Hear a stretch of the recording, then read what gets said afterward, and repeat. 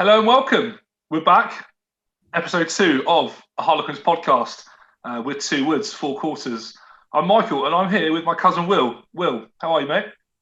I'm very good, mate. I'm excited to be doing this all over again. I think we almost cut it short last time. We had so much to talk about. Loads to come in this episode. Can't wait to get stuck in. We've got plenty to get our teeth stuck into and we'll jump straight into it. Like I said, we've got plenty to talk about. So, just talking about obviously the big news we sort of mentioned mainly in the last episode was the news of Gustard. He's on his way. He's off. And then it came out sort of a day or so later that Billy Millard is going to be taken over as our general manager of rugby. He's been with the club since 2018, from what I've read. I don't know huge much about him, if I'm honest. He's obviously been, from what I read, he's been in charge of rugby operations. What that entails, I'm not 100% sure. But from what I read of him, he's been with the Australian Sevens team. He's been head coach and director of rugby at Sydney University, head coach of the Melbourne Rebels. He's been attack and backs coach at the Cardiff Blues and at Connaught, and he's been a backs coach with the USA. So he's obviously bringing a pretty sort of broad, topic area. He's been around the block a little bit. So, what are your thoughts? Yeah. So I'll echo you at the start. I was the first thing I felt was nervousness, to be honest. The nature in which Gustard left was pretty random, in my opinion. And I kind of thought the club had made that decision with someone in mind to come in. So to have to go the rest of the season now with kind of an interim team doesn't sit too well with me. Albeit full faith in the coaches we've got. They were obviously awesome players, and I'm big fans of them as coaches and the strategy we have in giving coaches opportunities. Billy Millard, I remember him signing for the club. I act like he's a player. I remember him joining the club back in 2018. And I remember not knowing much about him. And now, 2 years later, I still don't know much about him. I'm not totally sure what his role was, but if he's someone that Laurie Dalrymple and the players and the rest of the coaching staff see as a suitable candidate, then he must be a pretty good man to step in for the rest of the season. The CV you just read out, as you say, is quite sporadic. He dips his toe in and out of different hemispheres, but also sevens and 15s. And I wasn't too aware of that CV, to be honest. All I'm going to say is get behind the guy, give him a shot. If he's never had a shot like this before, he could be the answer. Sitting here right now in 24th of Jan. Yeah, I feel like if he gets to the end of the season and he's done a good job and got us to top four, I still probably wouldn't want him to take the role on full time. We discussed it in our last episode. We're looking for a new strategy, like a superstar. We're very good at blooding people, giving them their first opportunity. I think he's got a hell of a lot of challenges. I think it's almost, I would say it's unfair to put these challenges on him now over the next sort of 5-6 months that he's got to find a solution to. When I talk about this, I'm talking about retention of players. I know Marcus Smith's out of contract at the end of this season. You mentioned Don Brandt to me. I'm not sure what his contract's saying, but these are huge names that we need to keep hold of if we're going to be successful in the coming years. And to put that responsibility on him, who may not be in this same role in 5-6 months' time, is a challenging one. I'm sure he's up to it, and I'm sure the club have faith in him to do what's best. But he's got a hell of a lot of challenges to come.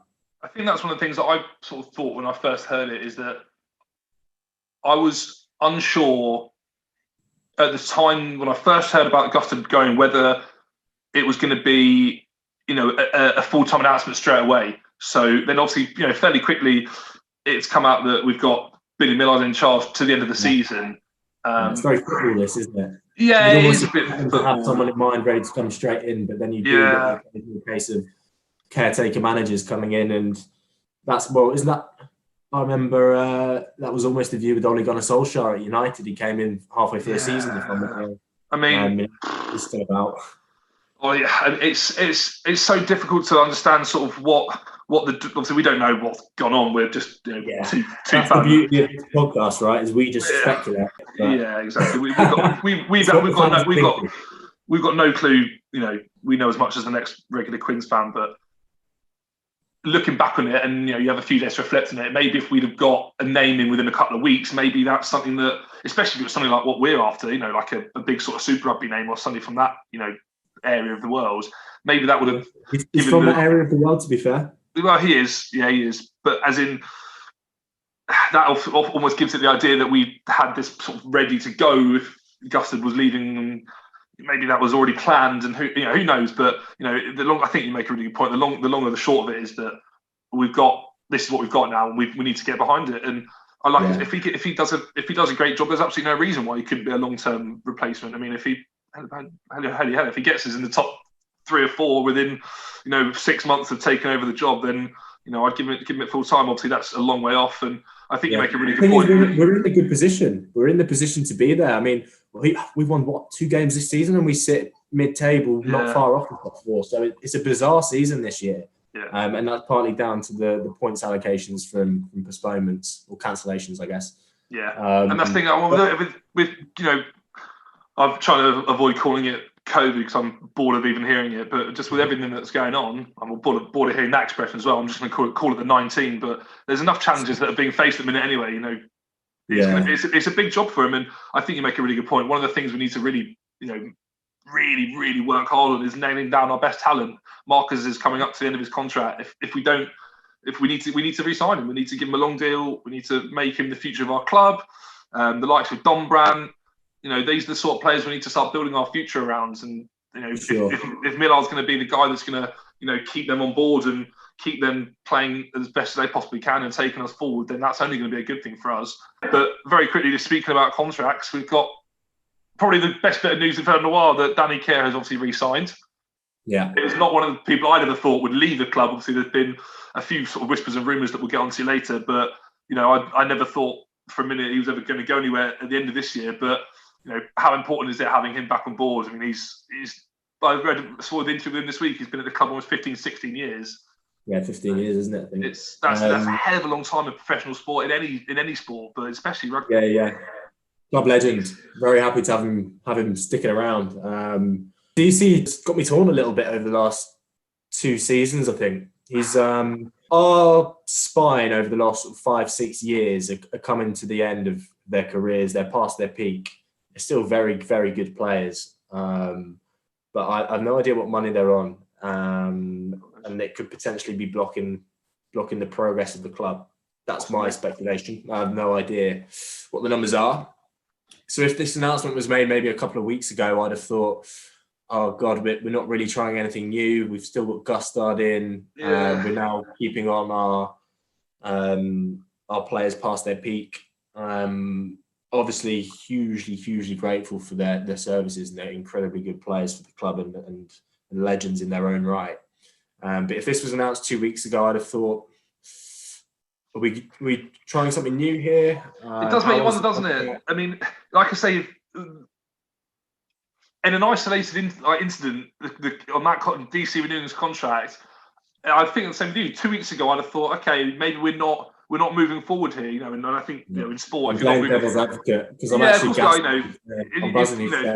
in sport, if you're not moving forward, potentially you're moving backwards. But now that Gustard's gone and was having him re-sign, and even the interview that he did, where he was not hugely talking about his own abilities as a player. Still, I think he still thinks, as we all do, he thinks that he's got plenty to offer us. But he was really talking about the likes of Smith and Steele and these kind of guys, and he can offer them maybe more in the next year or so of his contract and however long it's going to be that he's going to be with us than he can on the field. And I think that's as important as ever, especially with a bit of uncertainty around the leadership of the club.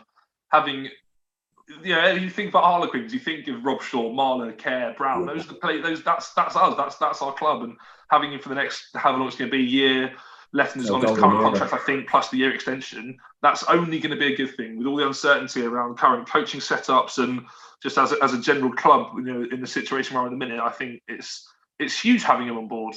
I really believe that. Yeah, no, you've hit the nail on the head for me there. And the reason I say 2 weeks ago I would have questioned it is because he's obviously focusing on his media career, and there's a few players in the club doing that. You think about the likes of Chris Ashton as well, which they're fully entitled to do. And I mean, full steam ahead, lads. Go secure the bag. Like, you come into the end of your careers.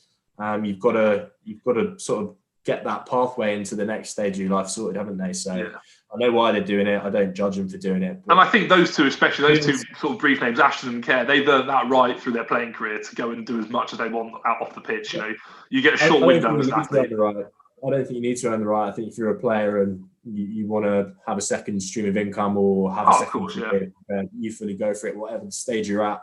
But for me, when it becomes more of a priority than your performances, I'm not saying it is, because I'm sure they're professionals, they'll say rugby's number one priority. But you do get the impression sometimes that rugby plays second fiddle to their media duties, particularly when they're starting to do more punditry appearances. And this is why 2 weeks ago I would have thought, are we keeping big names on big money when actually Quins is no longer their sort of primary interest? It is becoming more about themselves. But then, as you say, you hit the nail on the head 2 weeks later, I'll flip my opinion. Having a high-profile name like him, loves the club, spoke so well about it and his academy and upcoming players.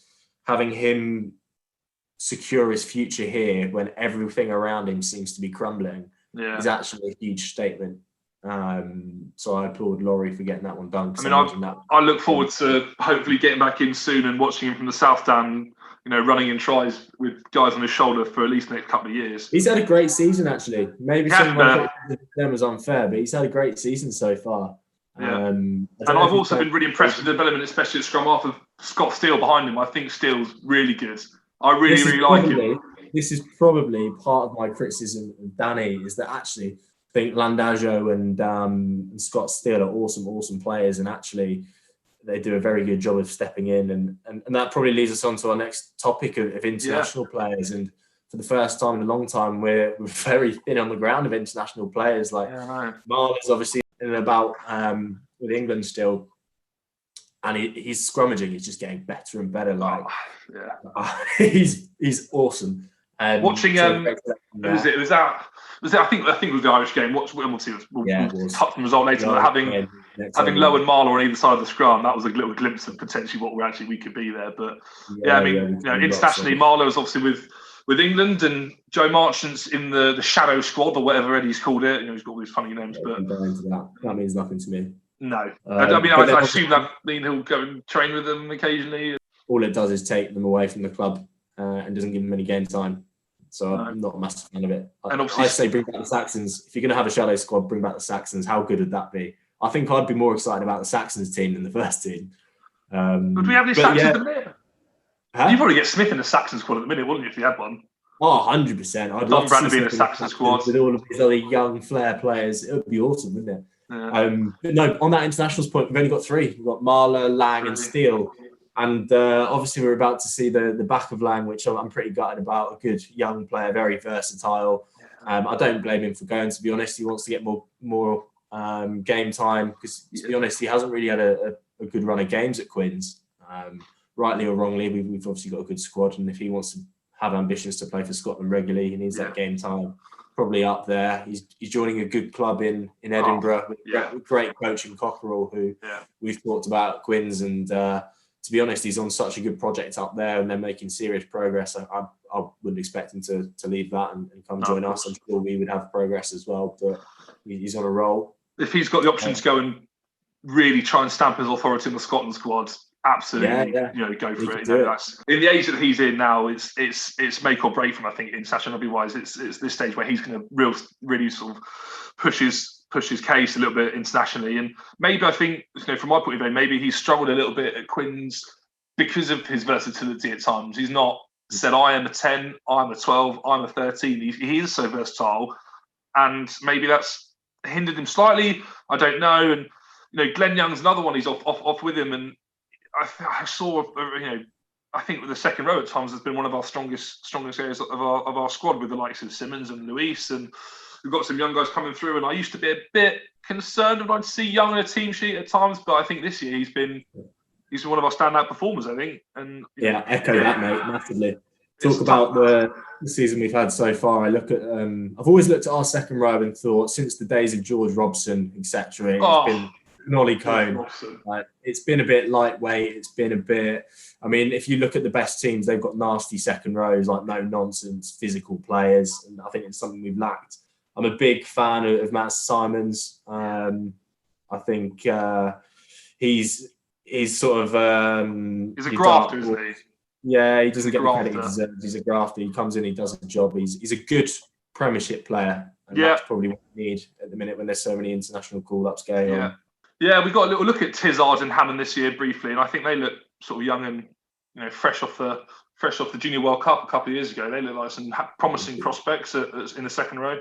I think they're naturally fresh out the academy. They're a bit raw, but also they're not nasty enough. That will come in time. Yeah. But yeah, as you say, young. I used to see him on team sheet and think just an average Premiership player, but he's been one of our standouts this year. He's been absolutely awesome. Even in Europe, he's really stepped up in Europe. I think about the Munster game. Although we took an L there, I actually thought we played pretty well, even though it was our discipline that killed us. We were in the game for most of it, having played pretty shockingly. So, I mean, discipline's killed us at various times across this year, not just. That was part of. I've seen loads of thoughts everywhere, particularly Twitter, of how discipline is one of the main reasons we parted ways with Gustard. I don't believe that's his fault. How can he control the discipline on the pitch unless it's down to tactical sort of penalties in rucks and scrums, etc. Which again, I think the players have got to take a lot of responsibility for.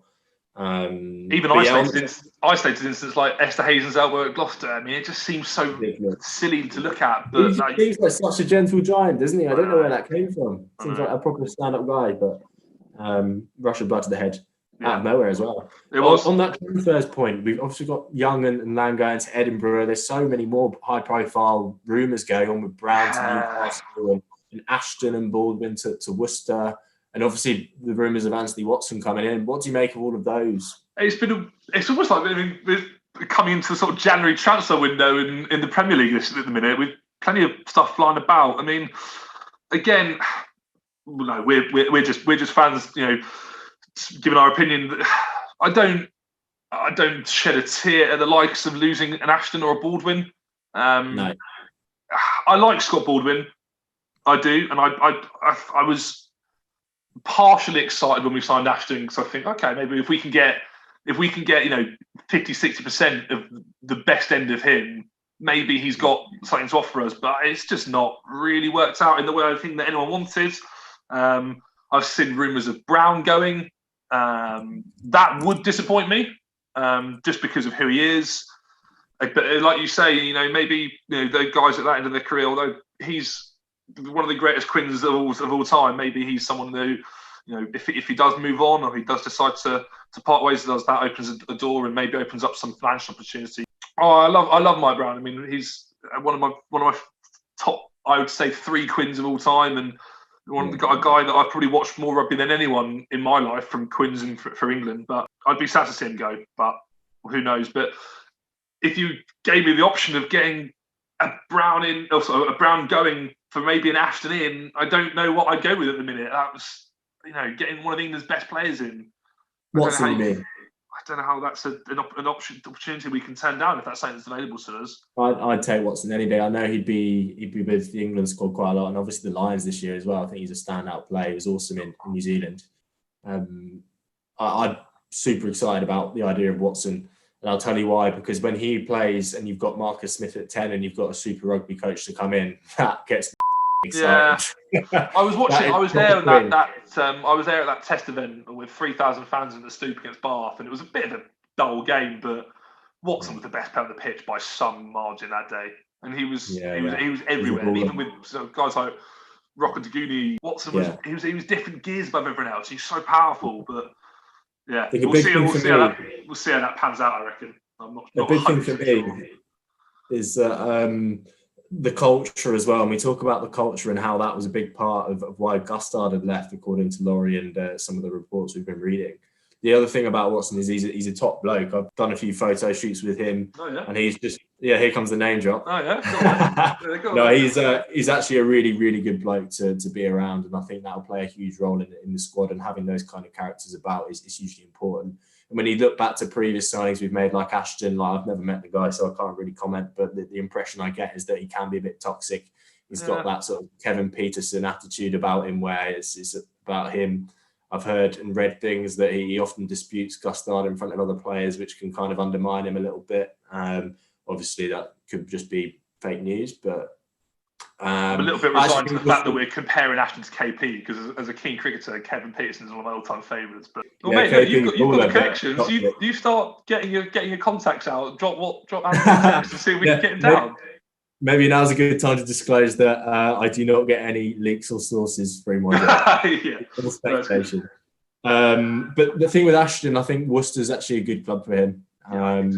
He's coming to the end of his career, but also when you come into a club like Quins and you've got your high-profile names and you ambitious youngsters trying to break through, there's often just going to be a bit of clash going on and some ego management. Whereas, no disrespect to Worcester, I don't think they've got too many superstars where they'll be clashing with Ashton. I think he'll fit right in and he can have his voice heard. So I think that'd be a good fit for him. Baldwin, as you say, I like him. It'd be a shame to see him go, but I mean, get a high-profile hooker in, and our front row is looking insane. If we had a dominant hooker in at set piece with Joe and Lowe next to him.